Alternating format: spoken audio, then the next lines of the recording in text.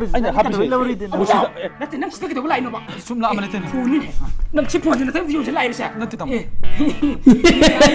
أنا تمام أنا تمام شيء من رحتك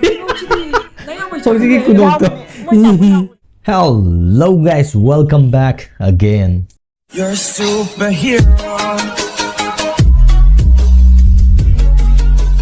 Ngasi amuk mayamga punna yengminagadawriba video sidi WARIDA NGAIBI MOU short film mana sumana hai aduga lion ne beron ne koigi nawba mai ne moige punjallaga tauba sanaba short film ne aduga sigi WARIDA ngauba haise hujikan ge ma wari tabado adugumba oiramdong male ina khanbada ado yengase kamain tawge haise thaglakba kuidre ado yengminarse mayam aigisu Sanupi WARIDA ngauba wari taaraga da leijaba ko kainom tawda wari je dum taaraga kon phengudagi phi sabadagi anything wari je dum loina bai tare ko ado kamain taw sida kamain utke do yengase adu ai oina di wari je ta deba ko aduna mayamna in the sense aina khangba mi jing jina wari je taaraga moina tawbuda adugi nisha aigadra adu je ingonda understand taw ngamdabne adu nokning ba haigadra kariyamna ning ba haigadra main tawbune ba ado yengminerje mayam WARIDA NGAIBI MOU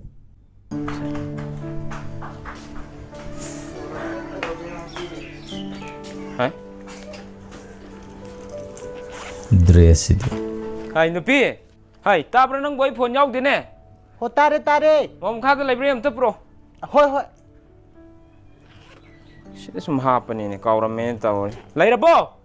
ho leire thengnare puro thienge ne adami ngai naramani ne phone je adom chithai ba Hai yad tai ni ne ngasi di kari thabak chatpi doino ngasi di office ki staff khara paisa khong ka dab lai aduga thidok pa laite huren halak pada ngam ta yawru ai karma ngano ne phabawra ne as nati nga chawbne ni ngai makok saninge ngai makok loro ngai mako asa larke aduga na ai marup amachu yawri paisa hapta khudingi rupa lising ani chengkhanai ado mamang hapta gi midi aina ngam na ba thangre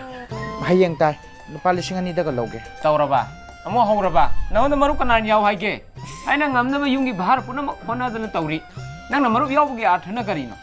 nangi laibam thokpa ingna chingna sai sing thonga nupa mom purabigi seba tawbisdagi hena pendaba nang kari legi marup yawga nang kaidawge haribino mi phone am khak leijage na marup yawri ni nang na julai bi de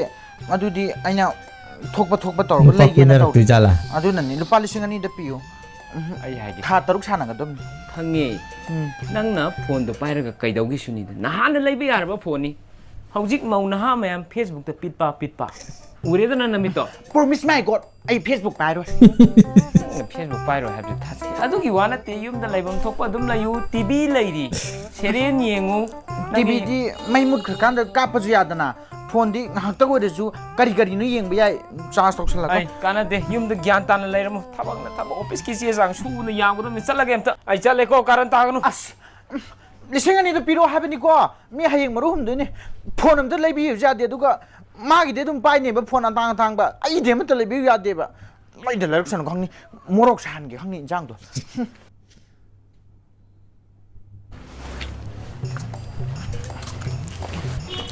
Tema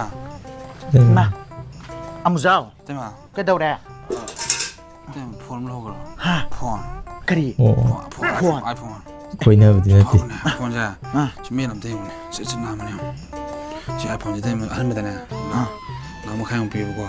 de tem lo ge de sing tra pi lo ne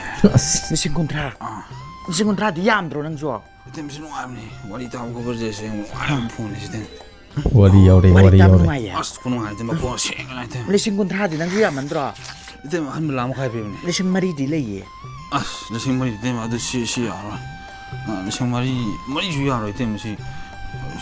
endoi ne bo ko si wari ta ba mai ba ne si wari ta ba ya bra ba adu ko sina kaya sina mo lising tran thoi pi sina tran han ba de kontra ma pi tem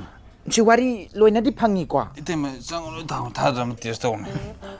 noi ta mo na paisa pira kadar khang de no la thoge ye ning ye ai lo thoge tem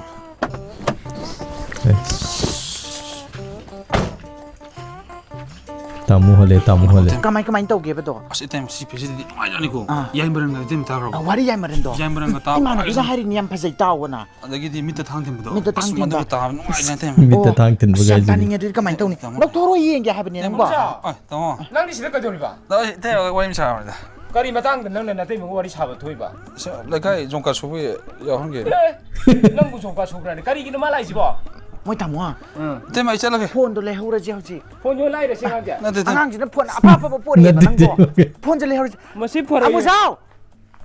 chal ka jai hura la ka no ta bor ngari phone mi de hura no ni ge ye ta wa ngang ni ni sa ba cha cha la ka de ngok sin na number 1 tari ba ngang ji na phone pe nang lai ro mi ge mapu tu la ga nang mo khoi ta sa ta roi ro adu hong ya ba hong ba du ni huran ba je kha ba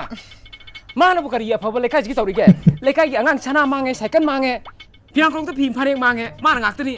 mana hura li ba phone ma je tu kan mi hai ra ba ne ri ko lai ra ba ngang ni ko chang wa na wa ba ni charam ta na ba gi chang kan loi ba le ya ba ji da kok le ya ba ji da nang du phone le ra kai to kai no ni da ho wari ta ge ta ni wari ta gi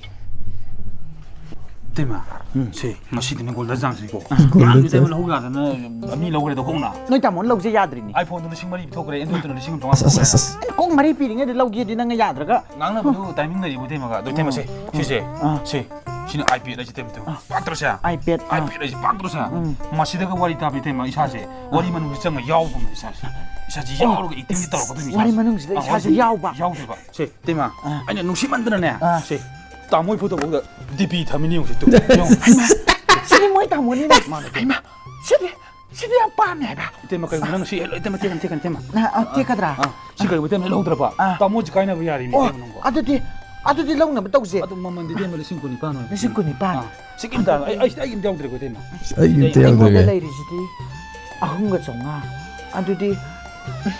noi tamo hi la ga lo dra di yaro ye as adu khang de ta tema mi lo ga ang ta gi yeng ge ba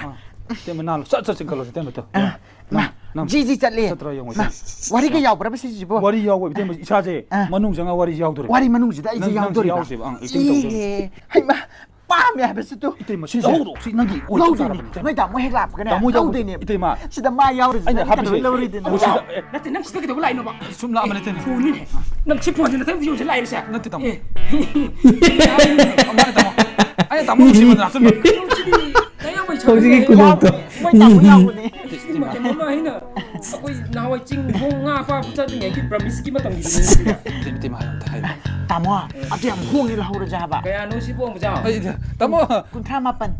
kun tra ma pan cha la ho adi cha lo ta mo si ai kun tra ma pan tema wari tam cha lai lo no pa le sing mari tong a cha ji kun tra ma pan ko yo nge so ngai ba phone apa bu ko la ho ba ya ji nang ju yaw ha ba ai ma na ne pam da ba i photo ha phil ni ka ja bom tu ha pu na talli bo nang ji ngarang ji la ho ge mi nga si ju ko lai de no ko ti ti ga nang ko te ke mu pang ngam ta pa mi ko nyam pa me pa mi phone to le bi ra ka ti ai na tau ha ta pu loi tau ra tau ga ni lai ra ke hai nga Lai ra si ji. manung da ne Ah. ama lai ra ke Aseng ba ge? hau ji tu tang ma le ngam moi ba hoi asing bai ni ko ta mo oi lai gi ni nang na bu pa ma di phone da na te lai gi khalin adu da hau ji kan gi mong na ha ji ama ma tholi me am din na irang parang to ko da pa khat ai Facebook pai roi hare da nang wanda Facebook pai da ki ni Instagram hai ba Instagram ju pai roi khali YouTube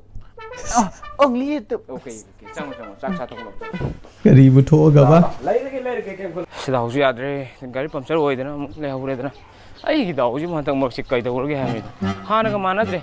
to phangi chang nai pi de ching de bong kap du chat tu ni ba ai amu ja tam mo nang mu kadai da nu ne ai nang tilai ko bi ga sura bo so tam mo ha ga ba du oh ai phone da yo lo ga to du pho ai su na tai mai phone ma di lai jira na khalam bani tam phone pa mi ro tam so yeng na on de po sin iphone hai sidi prem na par ma phone man ge da na te ma na ngo da mu yo lo ma tam oh lo ho lo sibu ko ya no ne mu ja ni ngo da ba ma to yo na tam ani jong pa ne ani songa ani songa je ne am ba ji tang sien je kau ban dak je do nang bo kitang ta thok ta sin ya roi dra ne nang bo tam ta hong pa mi ro ba ahong sidi khro hong bu di pa mi da ne What the why tar. be ko ba ni sam ka bi hai be ko bar ka mai ya tun hai ka ri no be ko ro hai ji bo ai ya de ani songa ani songa chat le nang gi lo ya ri bo ab tam ya da ga mu hal ꯀꯩ video ꯅꯨꯡꯗꯣ ꯀꯩ ꯏꯁꯩ video ꯇꯥꯕ ꯈꯣꯠꯄ ꯃꯥꯒꯤ YouTube ꯌꯥꯔꯤ ꯋꯥꯔꯤ ꯇꯥꯕ ꯅꯨꯡꯉꯥꯏꯕ ꯇꯧ iPhone ꯑꯣꯏ ꯃꯥꯜꯂꯤꯅꯦ iPhone ꯇꯧ iPhone ꯃꯆꯥꯅꯦ iPhone macam ni ke? ꯈꯪꯗꯦꯅ ꯅꯪꯅ ꯇꯧꯕ ꯊꯕꯛꯁꯤ ꯄꯪꯆꯤꯡꯗ ꯆꯤꯡꯅꯩ ꯑꯗꯨꯗꯤ ꯄꯩꯁꯥꯁꯤ Tahu. ꯌꯥꯝꯗꯤ ꯁꯨꯔꯛꯇ꯭ꯔꯦꯅꯦ ꯁꯦ ꯂꯨꯄꯥ 400ꯁꯦ ꯄꯥꯏꯔꯣ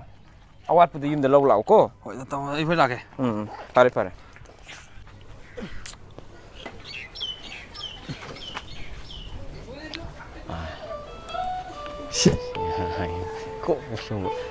ꯇꯥꯕ꯭ꯔꯣ ꯍꯥꯏꯃ ꯈꯪꯉꯦ ꯈꯪꯉꯦ ꯉꯁꯤꯗꯤ ꯅꯪ ꯀꯩꯅꯣꯝ ꯂꯩꯔꯛꯑꯦ ꯅꯪ ꯇꯥꯃꯣꯅ Lui tak ꯅꯪ ꯌꯥꯝ boleh. ꯄꯥꯝꯖꯕ ꯄꯣꯠ ꯀꯔꯤꯅꯣ ꯑꯝꯇ ꯈꯜꯂꯨ ꯑꯣꯁꯤ ꯑꯩꯅ ꯇꯣꯝꯄꯣ ꯌꯥꯝꯅ ꯄꯥꯝꯖꯕꯗꯤ Osi tompok ꯉꯥꯍꯩ kai gitu. ꯃꯀꯣꯛ ꯅꯠꯇꯦꯅꯦ ꯅꯪꯅ ꯄꯥꯝꯖꯕ ꯑꯣꯁꯤ ꯇꯣꯝꯄꯣꯛꯁꯨ ꯅꯠꯇꯦ ꯉꯥꯍꯩ ꯃꯀꯣꯛꯁꯨ ꯅꯠꯇꯦ ꯈꯜꯂꯨ ꯀꯩꯅꯣ ꯑꯗꯨꯗꯤ Yai merentai ya bi. ꯄꯥꯝꯃꯗꯤ ꯈꯜꯂꯨ ꯐꯣꯟ ꯐꯣꯟ ꯂꯩꯔꯕ ꯈꯪꯗꯦ ꯌꯦꯡꯒꯦ ꯈꯪꯗꯦ ꯄꯨꯊꯣꯔꯛꯑꯣ ꯌꯦꯡꯒꯦ ꯍꯥꯏꯕ ꯑꯩꯈꯣꯏ ꯅꯪꯁꯨ ꯇꯜꯂꯤ ꯌꯦꯡꯅꯤꯡꯉꯦ ꯍꯥꯏꯔꯒ ꯎꯏꯁꯜꯂꯒꯦ Surprise tapi ke? ꯅꯪꯒꯤ ꯑꯩꯅ ꯂꯩꯔꯛꯈ꯭ꯔꯕꯅꯦ ꯎꯏꯁꯜꯂꯦ ꯎꯏꯁꯤꯜꯂꯕꯣ ꯆꯦꯟ ꯎꯏꯁꯤꯜꯂꯣ ꯁꯣꯏꯔ ꯄꯥꯡꯊꯣꯔꯛꯑꯗꯤ ꯌꯥꯔꯣꯏꯗꯕꯅꯤꯀꯣ ꯄꯥꯡꯊꯣꯔꯣ ꯆ꯭ꯋꯦꯡ ꯂꯩꯅꯤꯗꯤ ꯂꯩꯔꯝꯃꯅꯤꯅꯦ ꯐꯖꯩꯌꯦ ꯂꯩꯔꯗꯤ ꯂꯩꯔꯝꯃꯅꯤꯅꯦ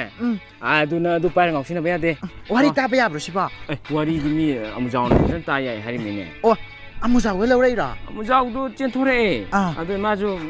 ꯐꯣꯟ ꯑꯃ ꯌꯣꯜꯂꯨꯅꯤꯌꯦ ꯑꯗ ꯍꯣꯡꯅ ꯄꯤꯁꯤꯜꯂꯝꯃꯦ ꯑꯗꯨ ꯄꯥꯏꯔꯣ ꯌꯥꯗ꯭ꯔꯦꯗꯅ ꯑꯃꯨꯖꯥꯎꯗ ꯑꯃꯨꯛ ꯍꯟꯈꯤꯗꯣꯏꯅꯤ ꯋꯥꯔꯤ ꯅꯨꯡꯉꯥꯏ ꯇꯥꯕ ꯌꯥꯕ꯭ꯔꯥ ꯈꯣꯠꯄ꯭ꯔꯥ ꯆꯦꯛ ꯇꯧ ꯆꯦꯛ ꯇꯧꯔꯒꯦ ꯆꯪꯉꯒꯦꯀꯣ ꯆꯪꯉꯣ ꯊꯦꯡꯛ ꯌꯨ ꯈꯖꯥ ꯌꯥꯎꯗ꯭ꯔꯃꯤꯅꯦ ꯁꯤꯗꯣ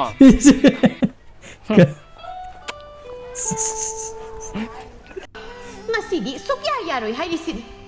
ꯏꯁꯤꯌꯥ ꯑꯃꯨꯛꯇ ꯇꯞꯊꯕꯤꯌꯨ Wari taba ꯂꯩꯀꯥꯏ hore ne. ꯇꯥꯔꯗꯤ ꯅꯨꯡꯉꯥꯏꯇꯦ ꯏꯁꯤꯌꯥ ꯑꯩꯈꯣꯏꯁꯨ ꯏꯆꯦꯒꯤ ꯁꯦꯜꯗꯣ ꯁꯤꯡꯅꯅꯕ ꯍꯥꯏꯗꯅ ꯌꯥꯝꯅ ꯀꯟꯅ ꯍꯣꯠꯅꯖꯕꯅꯤ ꯑꯗꯨꯗ ꯍꯟꯗꯛ ꯉꯥꯅꯨ ꯃꯊꯤꯅꯦ ꯑꯗꯨꯒ ꯆꯠꯈ꯭ꯔꯦ ꯊꯈ꯭ꯔꯦ ꯇꯧꯔꯤꯁꯤ ꯑꯗꯣ ꯏꯁꯤꯌꯥ ꯑꯩ ꯅꯅꯥꯎ ꯀꯥꯏ ꯂꯩꯖꯥꯠꯅꯣ ꯆꯥꯛ ꯏꯁꯤꯡꯁꯨ ꯊꯣꯡꯗꯦ ꯃꯇꯝ ꯈꯖꯤꯛꯇꯗꯤ ꯉꯥꯏꯕꯤꯌꯨ ꯏꯆꯦ ꯍꯦ ꯑꯩꯈꯣꯏꯅ ꯃꯥꯁꯤꯗ ꯎꯡꯉꯦ ꯌꯥꯔꯣꯏ ꯍꯥꯏꯔꯤꯁꯤꯅꯤ ꯉꯥꯅꯨꯁꯤꯒ ꯃꯥꯗꯤ ꯀꯩꯗꯧꯔꯤꯕ ꯁꯤꯗ ꯋꯥꯕꯅꯤ ꯈꯟꯕ ꯑꯩꯅ ꯅꯪ ꯑꯗꯨꯗ ꯀꯩꯗꯧꯔꯤꯕ ꯍꯥ ꯀꯩꯗꯧꯔꯤꯒꯦꯕ ꯋꯥꯔꯤ ꯇꯥꯔꯤꯅꯦ ꯉꯥꯏꯈꯣ ꯅꯪ ꯋꯥꯔꯤꯗꯣ ꯀꯣꯟꯅ ꯇꯝ ꯆꯥꯛ ꯑꯝꯇ ꯂꯣꯏꯁꯤꯜꯂꯨ Taurane ꯊꯕꯛ je ꯆꯠꯇꯣꯏꯅꯤ khangam. ꯑꯩꯁꯦ ꯅꯨꯡꯇꯤꯒꯤ ꯊꯕꯛ ꯆꯠꯂꯤꯅꯦꯁꯦ ꯅꯪ ꯈꯪꯉꯤ ꯅꯠꯇ꯭ꯔꯕ ꯂꯣꯏꯁꯟꯒꯦ ꯃꯇꯦꯡ ꯈꯔ ꯉꯥꯏꯔꯦ ꯂꯣꯏꯗꯧꯔꯦ ꯂꯥꯁ ꯑꯦꯄꯤꯁꯣꯗꯅꯦꯅ ꯇꯧꯕꯅꯤ ꯑꯁꯨꯛ ꯀꯨꯏꯕ ꯃꯇꯝꯁꯦ ꯑꯩ ꯉꯥꯏꯕ ꯂꯥꯛꯑꯣ ꯌꯥꯕ ꯆꯥꯛ ꯆꯝꯇ ꯂꯣꯏꯁꯤꯜꯂꯨ ꯂꯥꯛꯑꯣ ꯑꯩ ꯊꯕꯛ ꯂꯣꯏꯁꯟꯒꯦꯕ ꯂꯥꯡꯒꯅꯨ ꯅꯪ ꯉꯔꯥꯡ ꯑꯣꯐꯤꯁ ꯇꯥꯏꯃꯤꯡꯗꯅꯤꯅꯦ ꯆꯠꯂꯤꯁꯦ ꯅꯪꯅꯦꯕ ꯅꯪ ꯋꯥꯔꯤꯗꯨꯗꯤ ꯀꯣꯟꯅ ꯇꯥꯍꯧꯔꯁꯨ ꯌꯥꯏ ꯃꯤ ꯊꯕꯛ ꯆꯤꯟ ꯅꯪꯒꯗ꯭ꯔꯗꯤ ꯃꯤ ꯋꯥ ꯇꯥꯗꯣꯏꯅꯤꯅꯦ ꯖꯨꯔꯤ ꯇꯥꯗꯣꯏꯅꯤꯅꯦ ꯑꯁ ꯉꯥꯡꯈ꯭ꯔꯦꯍꯦ ꯇꯣꯏꯂꯦꯠꯇ ꯑꯣꯏꯅ ꯇꯥꯖꯔꯨꯒꯦ ꯇꯣꯏꯂꯦꯠꯇ ꯂꯥꯛꯑꯦ ꯆꯥꯛꯇꯣ ꯂꯣꯏꯁꯤꯜꯂꯨ ꯍꯥꯏꯕꯅꯤꯅꯦ ꯁꯤꯕꯨ ꯂꯩꯕꯤꯗ ꯀꯩꯅꯣꯝ ꯇꯧꯈꯠꯂꯤ ꯃꯁꯛꯁꯦ ꯅꯔꯁꯤꯡ ꯑꯁꯤꯗꯒꯤ ꯑꯩꯁꯨ ꯁꯦꯜ ꯅꯤꯕ ꯆꯠꯀꯦ ꯌꯥꯏꯐꯕꯅ ꯅꯪꯒꯤ ꯀꯅꯥꯁꯨ ꯂꯩꯇ꯭ꯔꯕ ꯅꯪꯗꯤ ꯑꯉꯥꯡꯁꯨ ꯑꯣꯏ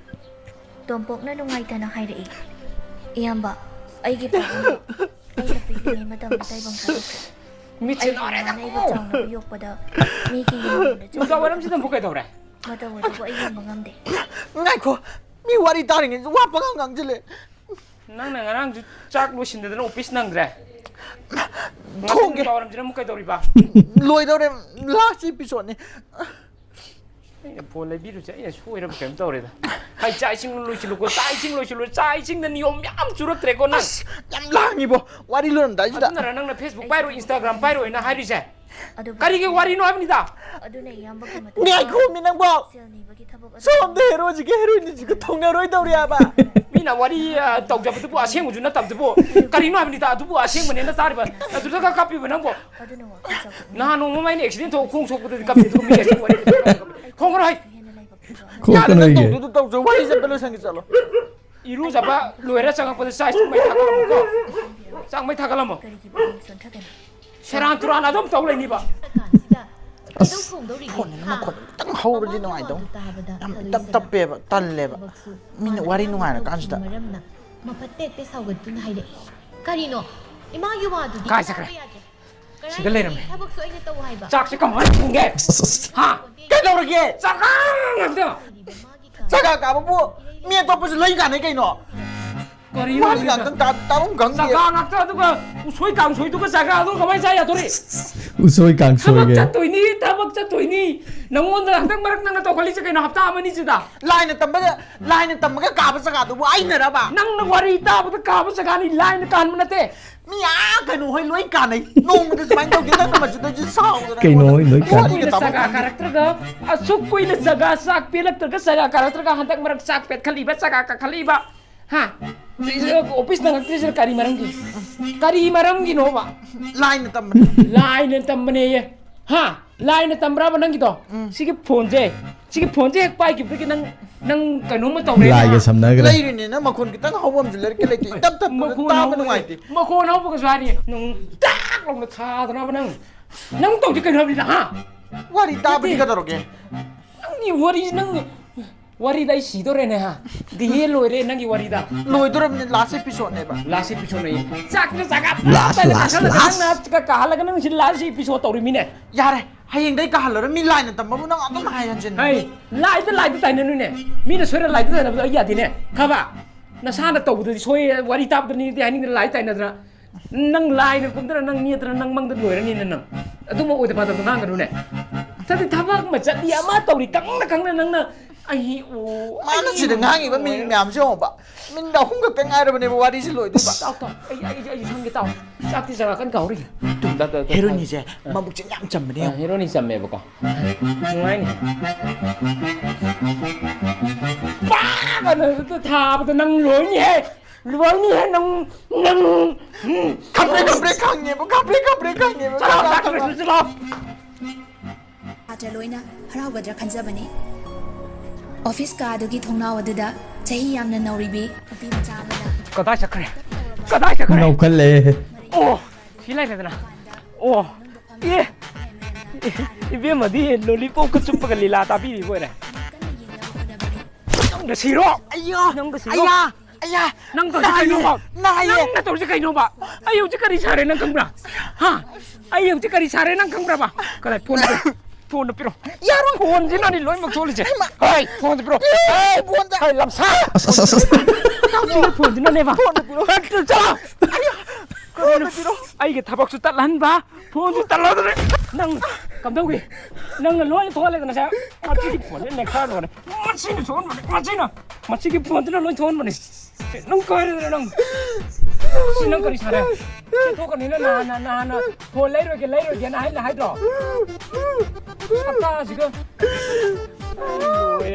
ꯂꯣꯏꯔꯦ ꯑꯩ ꯄꯨꯟꯁꯤꯁꯦ ꯅꯪ ꯂꯣꯏ ꯃꯥꯡꯍꯟꯕꯅꯦ ꯊꯕꯛꯁꯨ ꯇꯠꯂꯦ ꯍꯧꯖꯤꯛ ꯀꯥꯕ ꯌꯥꯗ꯭ꯔꯦ ꯑꯩ ꯍꯧꯖꯤꯛ ꯀꯩꯗꯧꯅꯤ लोलीपॉप जी चारी ꯂꯧꯁꯤꯡ ꯀꯨꯝꯕꯅꯤ ꯃꯤꯒꯤ ꯊꯕꯛ ꯁꯨꯅꯤ ꯏꯁꯥ ꯐꯠꯇꯕꯅꯤꯅ ꯃꯤꯅ ꯅꯦꯛꯂꯛꯑꯣꯏ ꯑꯩ ꯂꯣꯏꯔꯦꯗꯅ ꯁꯤ ꯂꯧ ꯆꯥ ꯇꯝꯃꯤ ꯁꯤꯗꯩꯗꯤ ꯂꯧꯍꯧꯔꯣ ꯅꯠꯇꯤꯗ ꯂꯧꯍꯧꯔꯣ ꯏꯄꯥꯗ ꯆꯠꯂꯒ चलो हाय मसो खता आजकल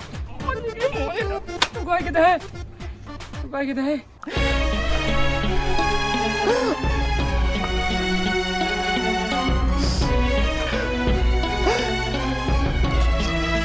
Tima,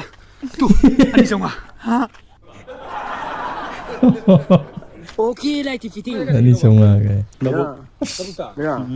wakhalon nom tang di phungto odana video lo rakpasida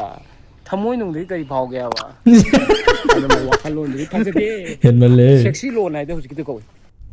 mayam punna wari da ngaubi mau yengminagre ado adum wari taaba jingje addicti am chui na hai wari je dum taraga tar lening mo do pi chaba da je dum wari taaba adum mayam am thengnare ko adum yengmuda de adum nungai aduga sequence adum nungai na lai ado nahanwai moina video haurakpagi video number haurakpagan da piba nungai bado adudo